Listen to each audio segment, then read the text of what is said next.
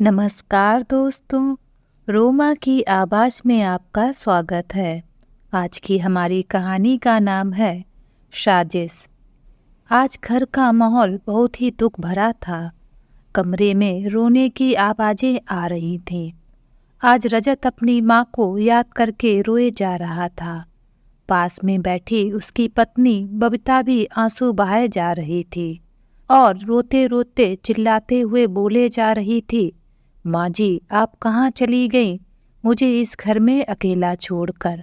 अब मैं आपके बिना इस घर में अकेली कैसे रहूंगी? बबीता के पास बैठे आस पड़ोस के पुरुष और महिलाएं आपस में बात कर रही थीं कि देखो कितनी अच्छी बहू है जो अपनी सास के लिए कितना रोए जा रही है। बहुत ही अच्छा रिश्ता था सास बहू में। और वे लोग आगे बोलते हैं, लगता है अपनी सास को अपनी माँ की तरह मानती थी। नहीं तो आजकल की बहुएं तो सोचती हैं कि कल सास मरती हो तो आज ही मर जाए। धन हो गई थी आराधना जी, जिन्हें बबीता जैसी अच्छी और संस्कारी बहू मिली। इधर आराधना जी के बेटे का भी अपनी माँ के लिए रोते रोते बुरा हाल हो गया था। माँ आप कहाँ चली गईं? मैं आपके बिना नहीं रह सकता। माँ पिताजी का साथ तो बचपन में ही छूट गया था। आपने मुझे और सोनाली दीदी को कभी भी पिता की कमी का एहसास नहीं होने दिया। आपने खुद नहीं खाना खाया पर हम दोनों को भूखा नहीं सोने दिया। माँ आप दुनिया की सबसे अच्छी माँ हो। आप मुझे इस तरह से छोड़कर नहीं जा सकती। तभी रजत की पत्नी बबीता रोते हुए बोलती है, गलती मेरी थी जो मैं माँ जी को घर में अकेला छोड़कर सब्जी फल लेने चली गई। अगर मैं घर में रहती तो ऐसा नहीं होता। अभी घर में रोने चिल्लाने की आवाज़ें आ ही रही थीं, तभी पीछे से एक औरत की आवाज़ आती है। यह सब क्या हो रहा है? उस आवाज़ को सुनकर सब हैरानी से पलटकर उस औरत को देखने लगते हैं। जैसे ही औरत के चेहरे पर सबकी नज़र पड़ती है तो सब लोग चीख पड़ते हैं और सब ओर हाहाकार मच जाता है। आखिर कौन थी वह औरत जिसे देखकर सब लोग हाहाकार मचाने लगते हैं? और उस औरत को देखकर रजत और बबीता की तो आंखें फटी की फटी रह जाती हैं। तो चलिए जानते हैं इस कहानी के माध्यम से कि वह औरत कौन थी। आराधना जी ने अभी अभी सोने के लिए आंखें बंद ही की थीं कि बहू बबीता उनके कमरे में आती है और उनकी तरफ मुंह बनाती हुई उन्हें झकझोरते हुए उठाते हुए बोलती है, लीजिए माँ जी अपनी महारानी से बात कर लीजिए। आराधना जी ने आँख खोलकर देखा तो उनकी बहू बबीता हाथ में फ़ोन लिए खड़ी थी। तो आराधना जी बोलती हैं, क्या है बबीता बहू, किसका फ़ोन है? तब बबीता मुंह सिकोड़ते हुए बोलती है, अरे किसका होगा, आपकी राजकुमारी लाडली बिटिया का। उनके पास काम धाम तो है नहीं, जब देखो बस फ़ोन करती रहती हैं। यह भी नहीं देखती कि कोई सो रहा होगा या बिजी होगा। एक पल के लिए भी बिल्कुल नहीं सोचती कि किसी के आराम में खलल पड़ रहा होगा। आराधना जी के थोड़ा सा पूछने भर से बबीता ने उन्हें इतना लंबा चौड़ा लेक्चर दे डाला। बहू वह मेरी बेटी है और तुम्हारी बड़ी ननद है। बेटा थोड़ा ठीक से बोला करो, मेरी तबीयत ठीक नहीं रहती इसलिए उसका मन नहीं लग रहा होगा। तभी वह फ़ोन कर लेती है, मेरा हालचाल पूछ लेती है। ठीक है, फ़ोन अकड़कर बबीता आराधना जी के हाथ पर पटक देती है और बोलती है, हाँ हम तो आपका अच्छे से ख्याल नहीं रखते हैं, बड़े ही दुख से रखते हैं। तभी आपकी बेटी का दिल परेशान रहता है। मुंह सिकुड़ते हुए बबीता बोलती है, अरे बहू बोला तो है कि मेरी तबीयत ठीक नहीं इसीलिए रोज़ रोज़ फ़ोन करती है, नहीं तो पहले कहाँ उसका रोज़ फ़ोन आता था। फिर गुस्साते हुए बबीता बोलती है, आप पहले फ़ोन कर लो फिर अपनी बेटी की गाथा गाना, और फ़ोन मिलाकर उन्हें पकड़ा देती है और वही उनके बगल में खड़ी हो जाती है, क्योंकि बबीता को आराधना जी और अपनी ननद सोनाली की बातें भी तो सुननी थी और आराधना जी और सोनाली जी आपस में बात करने लगती हैं। आराधना जी ने अपने कांपते हाथों से फ़ोन पकड़कर अपने कानों में लगाते हुए बोला, बेटी सोनाली, कैसी हो बेटा? उधर से सोनाली की आवाज़ आती है, मैं ठीक हूँ माँ, तुम कैसी हो माँ? आराधना जी बोलती हैं, बस ठीक हूँ बेटा, अपनी ज़िंदगी के आखिरी दिन काट रही हूँ। अब तो ये बुढ़ापा काटने को दौड़ता है और बुढ़ापे के कारण शरीर भी साथ नहीं देता है। बस अब तो ऊपर वाले से यही प्रार्थना करती हूँ कि भगवान जल्दी से जल्दी मुझे उठा ले। अब और जीने की इच्छा नहीं है। तभी सोनाली अपनी माँ की बात काटते हुए बोलती है, अरे नहीं, अभी तो मेरी माँ की बहुत लंबी उम्र है। अभी तो तुम्हें अपने नाती पोतों की शादी करना भी है। अभी आपकी उम्र हुई ही कितनी है जो आप ऐसे शब्द निकाल रही हैं? अरे बेटा, 65 वर्ष की हो गई हूँ और कितना जीऊँगी। माँ, आप ऐसी निराशा भरी बातें ना करा करो। कहते कहते सोनाली की आवाज़ भी भर जाती है और वह फ़ोन पर हाथ रखकर रोने लगती है। इधर आराधना जी बातें करते करते खांसने लगती हैं। बबीता तुरंत ही अपने सासू माँ के हाथ से फ़ोन लेकर काट देती है और पैर पटकते हुए उनके कमरे से बाहर निकल जाती है। उससे उतना भी नहीं हुआ कि वह उनको एक गिलास पानी ही दे दे, जिससे उसकी सासू माँ की खांसी रुक जाए। आराधना जी धीरे से बगल में रखा पानी का गिलास उठाती हैं और 2 घूंट पानी पीती हैं। तबीयत ठीक ना होने के कारण कांपते हाथों से उनका गिलास छूटकर नीचे गिर जाता है और पानी फर्श पर फैल जाता है। तो बबीता गिलास गिरने की आवाज़ सुनकर दौड़कर कमरे में आती है और अपनी सासू माँ से चिल्लाकर बोलती है, दिन रात बैठे बैठे बस मेरा काम बढ़ाती रहती हो। तब आराधना जी बोलती हैं, अरे बेटा, हाथ कांपने के कारण गिलास छूट गया, गलती से ऐसा हो गया। तब बबीता चिल्लाते हुए बोलती है कि फ़ोन पकड़ने में तो तुम्हारे हाथ नहीं कांपते, पानी पीने में कैसे कांप गए? और आंखें दिखाते हुए बोलती है, अब जल्दी से ये सारा पानी पोंछकर फर्श को साफ करो। माँ बेटी ने तो मेरा खून ही पी रखा है। एक बो महारानी ससुराल में बैठे बैठे फ़ोन खटखटाए रहती हैं और एक ये दिन भर कोई ना कोई काम फैलाए रहती हैं। मेरी तो जिंदगी ही नर्क बनाकर रखती है इन माँ बेटी ने। और इनका बेटा तो और भी 4 कदम आगे है। अपनी माँ बहन के आगे उनको कुछ दिखाई ही नहीं पड़ता है। कुछ भी कहो तो उनको लगता है जैसे मैं उनकी दुश्मन हूँ। मेरी ही किस्मत फूटी थी जो मैंने रजत से शादी के लिए हाँ कर दी। कहाँ सोचा था कि महारानियों की तरह बनकर रहूँगी, लेकिन यहाँ तो मेरी हालत नौकरानियों से भी ज़्यादा खराब है। और मुंह जलाते हुए अपने कमरे में आराम करने चली जाती है। इधर आराधना जी जैसे तैसे फर्श के पानी को पोंछती हैं और रोते रोते अपने बुढ़ापे को कोसती रहती हैं। आराधना जी की बहू शुरू से ही तेज तर्रा स्वभाव की थी। बबीता अपने पति के अलावा ससुराल में किसी को भी पसंद नहीं करती थी। सोचती थी कि कैसे भी करके अपनी सासू माँ को वृद्धाश्रम भेज दे और अपनी ननद का अपने मैके में आना बंद करा दे।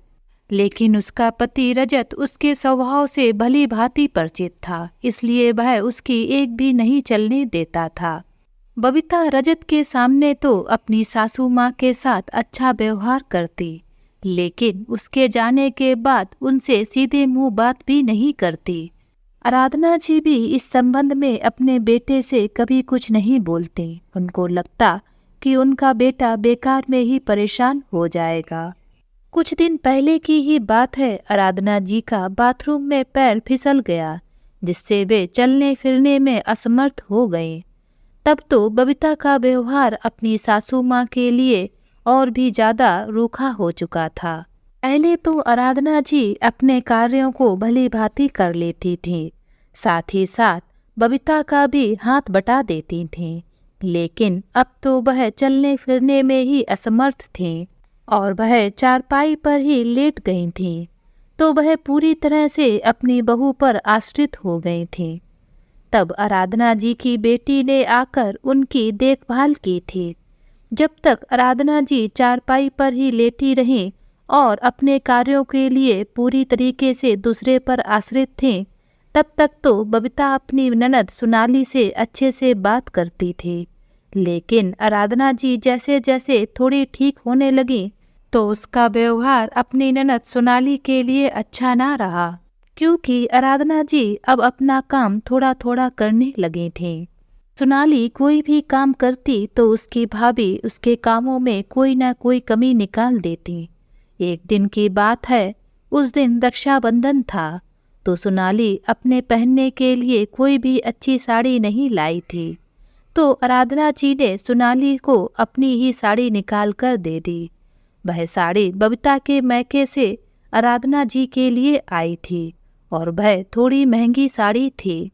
सोनाली को जैसे ही बबीता वह साड़ी पहने दिखी तो वह सोनाली पर चिल्लाते हुए बोली, तुम्हारी हिम्मत कैसे हुई ये साड़ी पहनने की। सोनाली अवाक सी खड़ी अपनी भाभी का मुंह देखती रही। आराधना जी बोली भी कि मैंने ही उसे यह साड़ी पहनने को दी है, लेकिन बबीता को तो तमाशा करने का जरिया मिल गया था। सोनाली के भाई रजत ने भी अपनी पत्नी को डांटा भी, लेकिन फिर आराधना जी ने ही अपनी बेटी सोनाली से बोल दिया कि तुम ससुराल चली जाओ, क्योंकि आराधना जी भी अपनी बेटी की और बेइज्जती होते नहीं देख सकती थी। तब से सोनाली फोन पर ही अपनी माँ से बात करके अपनी माँ के हालचाल ले लिया करती थी। आराधना जी की तबीयत थोड़ी ठीक हुई थी तो एक दिन बबीता अपनी सासू माँ से बोली, माँ जी ये लीजिए पैसे और कुछ सब्जियाँ बाजार से ले आइए, और हाँ बाकी के बचे पैसे खर्च मत कर देना। आराधना जी अपनी बहू बबीता की बात सुनकर बोली भी कि मेरी तबीयत ठीक नहीं है, मैं अभी बाजार जाने की ताकत नहीं रखती। लेकिन बबीता आंखें दिखाते हुए बोल पड़ी, माँ जी यहाँ पड़े पड़े मेरा दिमाग खाने से अच्छा है आप थोड़ा टहल आइए और बाजार जाकर सब्जियाँ ही ले आओ। और उनके सामने थैला पटकते हुए अपने कमरे में चली गई और फोन पर अपनी माँ से बतियाने लगी। इधर आराधना जी धीरे धीरे बाजार की ओर बढ़ने लगी। वह सब्जी का बाजार उनके घर से 1 किलोमीटर के अंदर ही था, लेकिन आराधना जी अभी पूरी तरह से ठीक नहीं हुई थी, इसलिए बाजार जाना उनके लिए कठिन था। इधर अपनी माँ से फोन पर बात करते हुए बबीता बोलती है, पता नहीं माँ कहाँ से शादी कर दी आपने अपनी बेटी की, एक पल का भी आराम नहीं है, जब देखो तब इस बुढ़िया की ही देखभाल करते रहो और बीमार होकर बैठ जाती है, पैसे खर्च कराती है वह अलग से, पैसा भी इसकी बीमारी में पानी की तरह बह जाता है। मेरी तो कोई भी ख्वाहिशें पूरी ही नहीं हो पाती, जब देखो इस बुढ़िया के ऊपर ही पैसे खर्च होते रहते हैं। पता नहीं कब मरेगी जिससे मेरा पीछा छूटे इस बुढ़िया से। बड़ी मुश्किल से आज सब्जी लेने भेजा है, उसके लिए भी नानुकुर कर रहे थे। बस महारानी पड़े पड़े आराम फरमाती रहे और मैं नौकरानियों की तरह काम करती रहूं। यह सुनकर बबीता की माँ बोलती है, अरे बेटी तू चिंता क्यों करती है, कुछ ऐसा कर जो तू इन्हें वृद्धाश्रम छोड़कर आ जा। अरे माँ मेरे बस में होता तो मैं ना जाने कब का इस बुढ़िया को वृद्धाश्रम छोड़ आती, लेकिन मेरे पति तो श्रवण कुमार बने फिरते हैं, अगर मैं कुछ बोलती हूँ तो मुझे ही चुप करा देते हैं। मुझसे तो इस बुढ़िया को झेलना मुश्किल हो गया है। तभी रसोई घर से दूध जलने की बदबू आती है। वह जल्दी से माँ को बोलती है, अरे माँ फ़ोन रखती हूँ, लगता है रसोई घर में कुछ जल गया है। वह रसोई घर में देखती है तो सच में सारा दूध जल गया होता है, तो वह फटाफट गैस बंद करती है। तो वह रसोई की खिड़की से देखती है कि सासू माँ रिक्शे से बैठकर आराम से सब्जी ला रही हैं। तो उसका गुस्सा साथ में आसमान पर चढ़ गया, क्योंकि एक तो दूध जल गया और ऊपर से उसने अपनी सासू माँ को परेशान करने के लिए उन्हें बाजार सब्जी लेने भेजा था, लेकिन वे तो महारानियों की तरह रिक्शे से आ रही थी।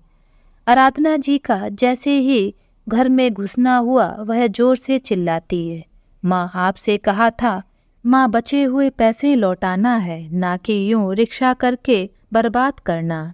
आराधना जी यह सब सुनकर अंदर तक सहम जाती हैं। वे बोलती हैं, बेटा मेरा बाजार तक जाना ही मुश्किल था। जैसे तैसे मैंने बाजार से सब्जी खरीदी तो उनको लेकर आना मेरे लिए नामुमकिन था, तो मैंने सिर्फ 10 रुपए में ये रिक्शा कर लिया। अरे आपको पता भी है 10 रुपए कैसे आते हैं। काम काज तो करती नहीं हो, बस पड़े पड़े महारानियों की तरह आराम फरमाती रहती हो। फ्री का खाने को मिल जाता है तो आप क्या जानो 10 रुपए की कीमत। जबकि आराधना जी अपना काम स्वयं ही कर लेती थीं तथा किचन में भी जैसे तैसे उसका हाथ बटा देती थीं, सब्जी भी काट देती थीं, फिर भी ना जाने क्यों वह अपनी सास से चिढ़ती थी। अभी आराधना जी को उनकी बहू बबीता खरी खोटी सुना ही रही थी कि तभी आराधना जी का बेटा रजत वहाँ घर में प्रवेश करता है।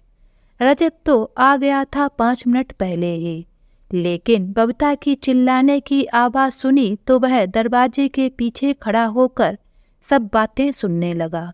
उसे बहुत ही दुख हुआ।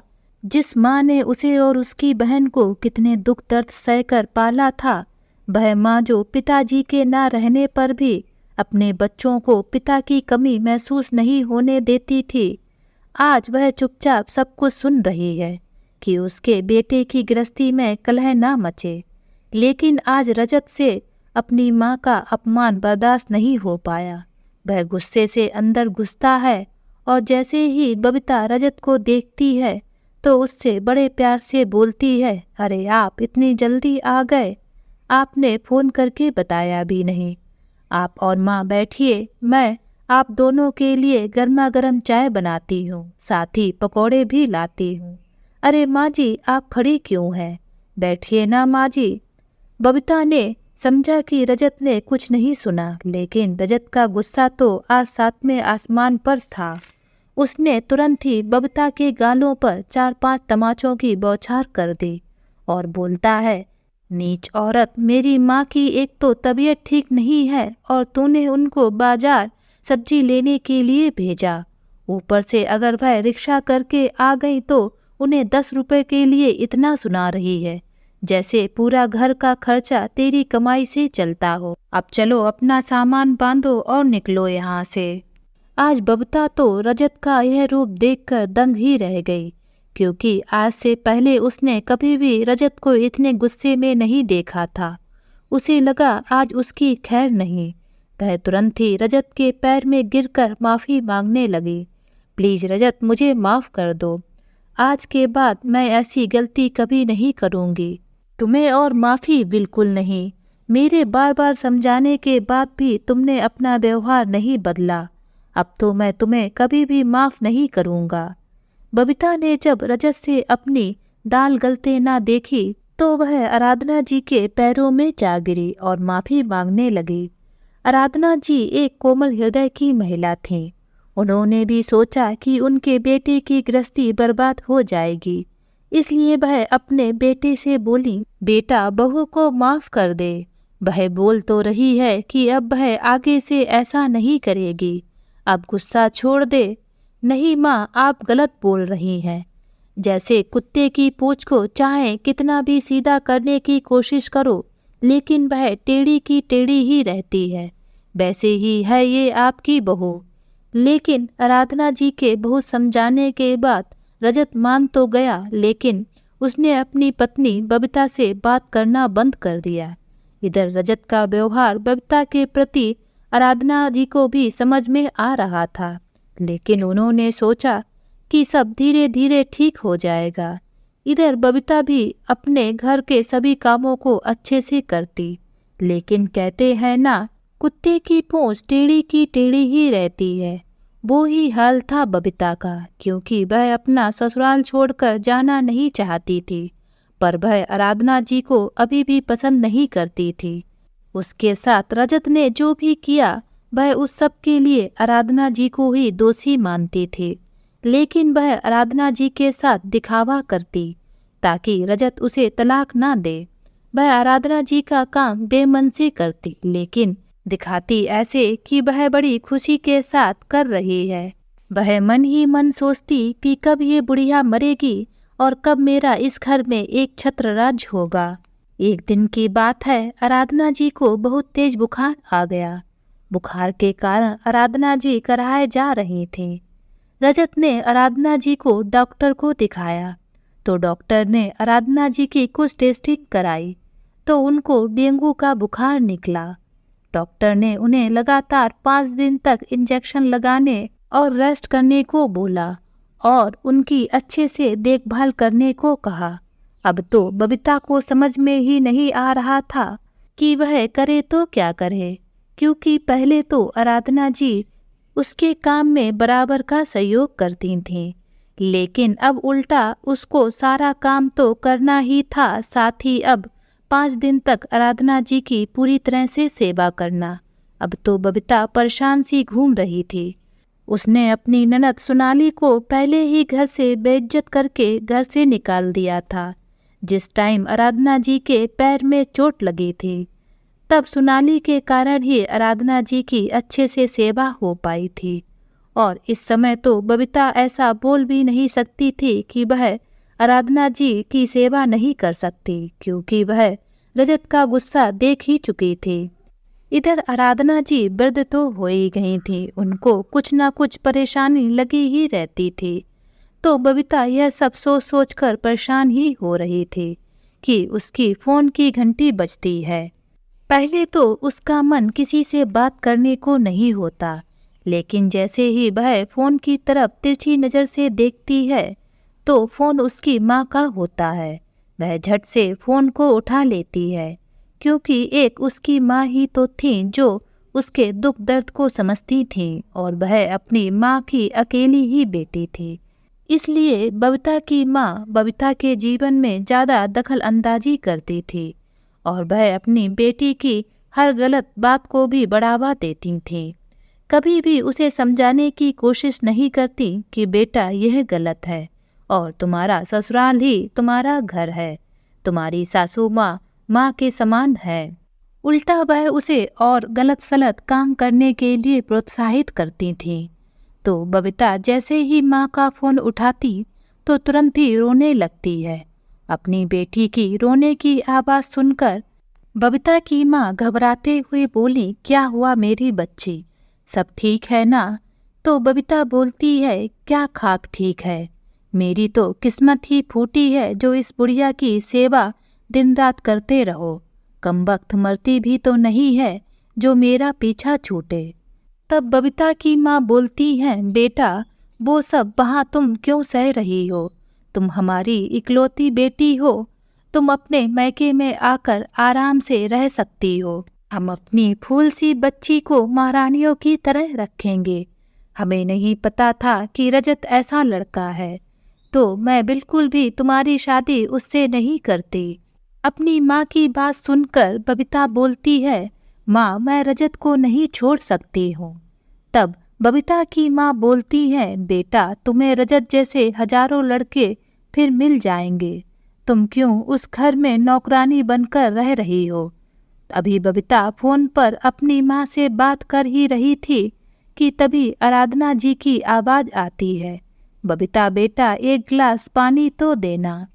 तब बबीता बोलती है, लाती हूँ माँ जी, और फिर से अपनी माँ से बात करने लगती है और बोलती है, लो आ गया महारानी जी का ऑर्डर। तो बबीता की माँ बोलती है, बेटा तू कुछ ऐसा कर जो सांप भी मर जाए और लाठी भी ना टूटे। अरे माँ आप क्यों पहेलियाँ बुझा रही हो, आप साफ साफ बात क्यों नहीं करती। मेरे पास इतनी बुद्धि नहीं है कि मैं आपकी ये पहेलियाँ सुलझा सकूं।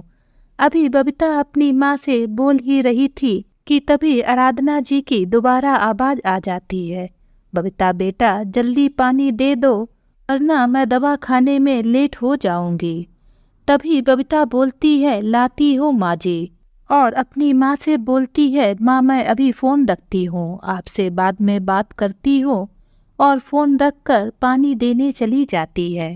तभी आराधना जी बोलती हैं, अरे बेटा मुझसे चला नहीं जाता, थोड़ा चलने पर ही चक्कर आ जाते हैं, पता नहीं इंजेक्शन का असर है, नहीं तो मैं खुद ही पानी ले लेती। अरे नहीं माँ जी, आप क्यों तकलीफ उठाती हैं, मैं हूं ना आपकी सेवा करने के लिए। अपनी बहू की बात सुनकर आराधना जी बोलती हैं, भगवान तुम्हें सदा खुश रखे। फिर बबीता जैसे ही आराधना जी के कमरे से बाहर आती है तो उसका मन जोर जोर से चिल्लाने को कर रहा था, क्योंकि वह रोज रोज अच्छा बनने के इस ड्रामे से थक चुकी थी। तभी फिर से उसकी फ़ोन की घंटी बजती है। वह समझ जाती है कि हो ना हो जरूर मेरी माँ का ही फ़ोन होगा। वह दौड़कर फ़ोन उठाने जाती है, क्योंकि उसकी माँ जो कहना चाह रही थी वह उसे समझ नहीं पा रही थी। लेकिन जैसे ही वह अपने कमरे में फ़ोन उठाने जाती है तो वह फ़ोन को देखकर इतना बुरा मुंह बनाती है, क्योंकि वह फ़ोन रजत का था। वह सोचती है जरूर अपनी माँ का हालचाल पूछने के लिए फ़ोन किया होगा, मुझसे तो सीधे मुंह बात भी नहीं करते हैं। वह ना चाहते हुए भी फ़ोन को उठा लेती है और उधर से रजत बोलता है, हेलो बबीता, माँ की तबीयत कैसी है? उन्हें समय समय पर खाने पीने को कुछ ना कुछ देती रहना, और हाँ एक बात का ध्यान रखना कि दवा समय पर ही माँ को देनी है, उसमें कोई भी देरी नहीं होनी चाहिए। थोड़ा सा आने में रात को देर हो जाएगी तो तुम माँ के लिए फल और जूस ले आना। अच्छा याद रखना, चलो अब मैं फ़ोन रखता हूँ। यह सब सुनकर बबीता का गुस्सा तो सातवें आसमान पर था, क्योंकि वह अपने पति के मुंह से माँ माँ सुनकर पक चुकी थी, लेकिन चाहकर भी वह गुस्सा ना दिखा सकती थी। फिर अचानक से फ़ोन की घंटी बजी। इस बार बबीता की माँ का ही फ़ोन था। उधर से बबीता की माँ बोलती है, अरे बेटा मुझे तेरी चिंता हो रही थी, तभी मैंने दोबारा फ़ोन कर दिया। तब बबीता बोलती है, अरे माँ वो सब छोड़ो, पहले यह बताओ तुम ऐसा क्यों बोल रही थी कि कुछ ऐसा करो कि सांप भी मर जाए और लाठी भी ना टूटे। तब बबीता की माँ बोलती है, हाँ बेटा कुछ ऐसा कर कि तेरी सासू माँ भी मर जाए और तेरे ऊपर इल्ज़ाम भी ना आए, तेरे रास्ते का कांटा हट जाए और तुझ पर कोई शक भी नहीं करे। अपनी माँ की बात सुनकर बबीता सन्न रह जाती है। अरे माँ, ये आप क्या बोल रही हो? अरे नहीं नहीं माँ, मैं ये सब नहीं कर सकती, और हड़बड़ाकर फ़ोन रख देती है। तभी आराधना जी फिर से बबीता को आवाज़ लगाती हैं, बबीता बेटा एक कप अदरक वाली चाय तो बना देना, मेरा सर घूम रहा है। तभी बबीता बोलती है, हाँ माँ जी बनाती हूँ, और बबीता रसोई घर में चाय बनाने जाती है, और चाय बनाते वह कुछ सोचने लगती है। सच तो कह रही थी माँ, कुछ तो करना होगा इस बुढ़िया का, नहीं तो मैं इस बुढ़िया की नौकरानी बनकर ही रह जाऊंगी, कुछ तो सोचना ही पड़ेगा। फिर चाय बनाकर वह आराधना जी को दे आती है, साथ ही दवा भी। उस दवा को खाने से आराधना जी को नशा सा रहता था, वह अच्छे से चल नहीं पाती थीं, क्योंकि उनका सर घूमता था। जैसे ही उस दवा को बबीता आराधना जी को देती है तो बबीता के दिमाग में एक प्लान आता है। वह आराधना जी को दवा खिलाती है और उनसे बोलती है, माँ जी मैं बाजार से सब्जियाँ और फल लेने जा रही हूँ, मुझे आने में हो सकता है थोड़ी देर हो जाए, इसलिए मैं 7 बजे वाली दवा भी आपके पास रख जाती हूँ, साथ ही मैंने यहाँ पर पानी भी रख दिया है। तब आराधना जी बोलती हैं, लेकिन बेटा रजत जब ऑफिस से आएगा तो उस वक्त ही सब्जी और फल ले आएगा, तुम बेकार में इतनी दोपहर में लेने जाओगी। नहीं माँ जी, शाम के 5 बज गए हैं और धूप भी कम हो गई है, और इनका फ़ोन भी आया था कि वह देर से आएंगे, इसलिए सब्जियाँ और फल तुम ही खरीद लाना। तब आराधना जी बोलती हैं, ठीक है बहू। बबीता जल्दी से तैयार होती है और थैला लेने रसोई घर में जाती है, साथ ही गैस चूल्हे को ऑन कर देती है और सारे घर की लाइट ऑफ कर देती है और बाजार को निकल जाती है। वह आराम से पहले जाकर बाजार में फेस पर फेशियल कराती है, क्योंकि वह चाहती थी कि गैस पूरे घर में फैल जाए। और वह आराधना जी से बोलकर आई थी कि 7 बजे माँ जी ये दवा खा लेना, और वह घर से 5 बजे निकली थी। उसने सोचा माँ जी जैसे ही दवा खाने के लिए अपने पास लगी लाइट को खोलेंगी तो चारों तरफ आग ही आग होगी और किसी को उस पर शक भी नहीं होगा। इसलिए वह आराम से पार्लर में अपना फेशियल कराने बैठ गई। फिर उसने सब्जी और फल खरीदे। साथ ही रजत ने बोला था कि जूस भी ले आना। आज तो वह सब काम बड़े खुशी से कर रही थी, क्योंकि आज उसके रास्ते का सबसे बड़ा कांटा जो साफ हो रहा था। इसीलिए वह 7 बजे का इंतजार कर रही थी, क्योंकि तब तक गैस पूरे घर में फैल चुकी होगी। और वह टाइम उसकी सासू माँ की दवा खाने का भी था।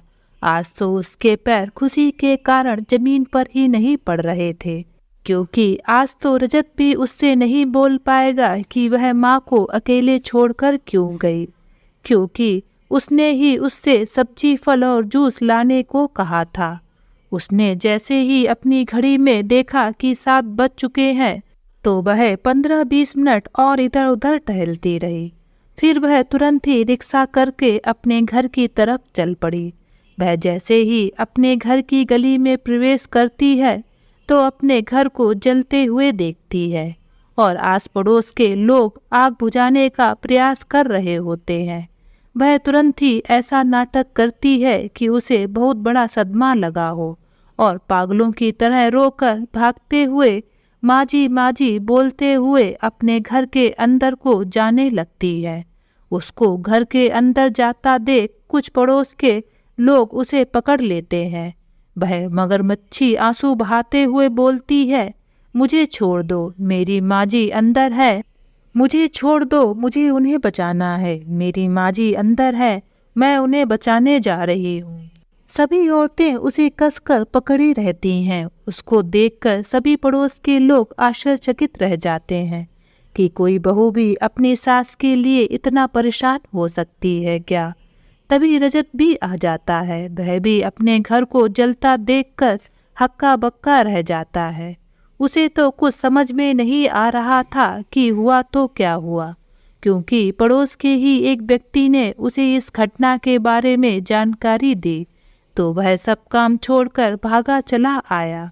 उसने जैसे ही बबीता को देखा तो बबीता भी रोते हुए भागते हुए अपने पति से लिपटकर रोने लगी। रजत, माँ जी को बचा लो, ये क्या हो गया। रजत भी पैरों के बल जमीन पर बैठ जाता है और रोने लगता है, क्योंकि तब तक तो पूरा घर जलकर राख हो गया था। लोगों ने पानी डालकर और फायर ब्रिगेड वालों ने आग पर काबू पाया तो रजत दौड़कर घर में घुसा तो उसने देखा कि माँ के कमरे की गैलरी के पास एक डेड बॉडी जली हुई पड़ी है। वह लाश इतनी बुरी तरीके से जल चुकी थी कि पहचाने में भी नहीं आ रही थी कि किसकी है। पूरा घर आग से बुरी तरह से जल चुका था। पड़ोसियों ने दोनों को ढांढस बंधाया और जल्दी से जल्दी रजत की माँ का दाह संस्कार करवाया, क्योंकि लाश बुरी तरह से जल चुकी थी, इसलिए उसे ज़्यादा समय तक रखा भी नहीं जा सकता था। रात में सभी माँ का दाह संस्कार करके आ गए और रजत और बबीता आराधना जी की फोटो के सामने आंसू बहाए रोए जा रहे थे। आज रजत अपनी माँ को याद करके रोए जा रहा था। पास में बैठी उसकी पत्नी बबीता भी आंसू बहाए जा रही थी। रोते रोते वह बोले जा रही थी, माँ जी आप कहाँ चली गई, मुझे इस घर में अकेला छोड़कर अब मैं आपके बिना इस घर में अकेले कैसे रहूंगी।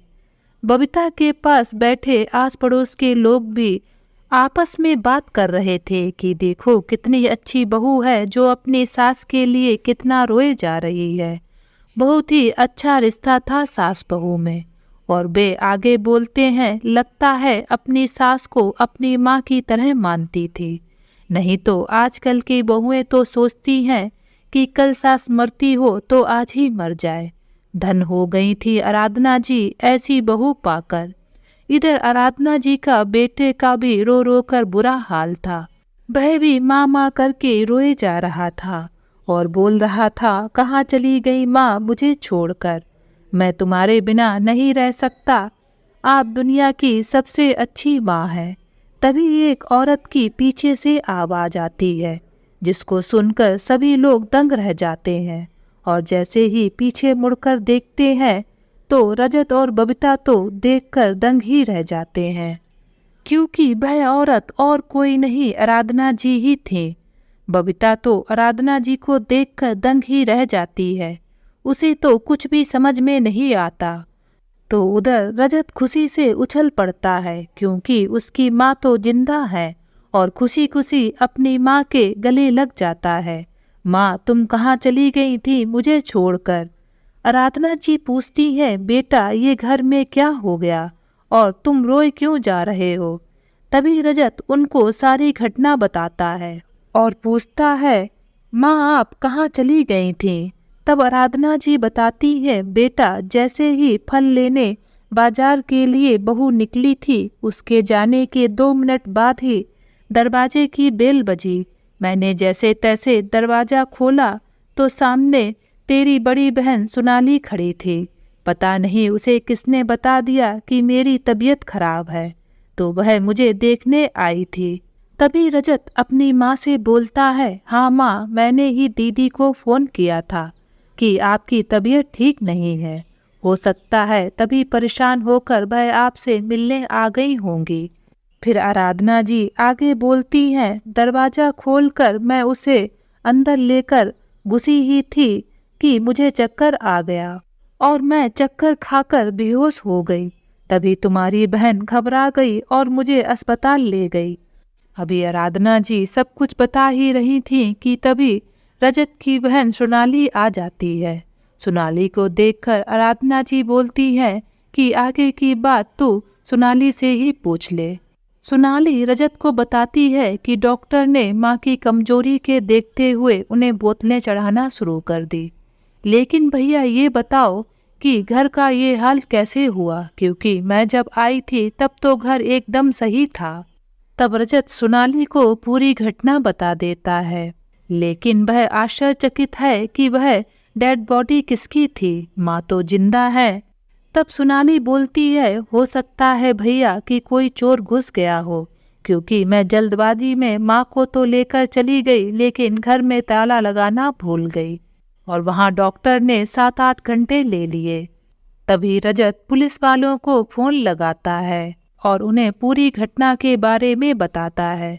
तो पुलिस वाले गली में लगे सीसीटीवी कैमरे में चेक करते हैं तो उसमें एक औरत को रजत के घर में आज शाम 6:45 पर घर में प्रवेश करते हुए देखते हैं। जैसे ही सभी लोग उस औरत को देखते हैं तो सभी दंग रह जाते हैं और बबीता तो धड़ाम से जमीन पर गिर जाती है, क्योंकि वह औरत और कोई नहीं बबीता की माँ थी। बबीता की माँ बबीता को आराधना जी को मारने की तरकीब बताने आई थी, लेकिन वह खुद ही काल के मुंह में चली गई। वह जैसे ही दरवाजा खोलती हैं और लाइट को ऑन करती हैं तो एकदम आग ही आग चारों तरफ फैल जाती है। घर से आग की लपटें इतनी तेज निकलती है कि उस पर काबू करना मुश्किल था। आज बबीता तो ऐसे रोए जा रही थी कि मानो उसका सब कुछ लूट गया हो। उसने जो जाल अपनी सासू माँ के लिए बिछाया था उसमें उसकी खुद की माँ ही फंस गई। आराधना जी उसके पास बैठकर उसे चुप करा रहे थे। रो मत मेरी बेटी, रो मत, भगवान ने तेरे साथ बहुत बुरा किया, चुप हो जा मेरी बेटी, चुप हो जा। आज बबीता को अपने कर्मों पर घिन आ रही थी, लेकिन चाहकर भी वह कुछ बोल नहीं पा रही थी। आज कुदरत ने उसे ऐसी सजा दी थी जिसको उसे जिंदगी भर भुगतना था। आज उसे बहुत अच्छे से समझ में आ गया था कि जो दूसरों के लिए गड्ढा खोदते हैं वह ही उस गड्ढे में गिरते हैं। तो दोस्तों, आज की ये कहानी आप सभी लोगों को कैसी लगी नीचे कमेंट बॉक्स में लिखकर मुझे ज़रूर बताएं। अगर ये कहानी आप सभी लोगों को अच्छी लगे तो प्लीज़ इस वीडियो को लाइक और शेयर ज़रूर करें और मेरे चैनल को सब्सक्राइब करना ना भूलें। तो फिर मिलते हैं एक नई कहानी के साथ। बाय।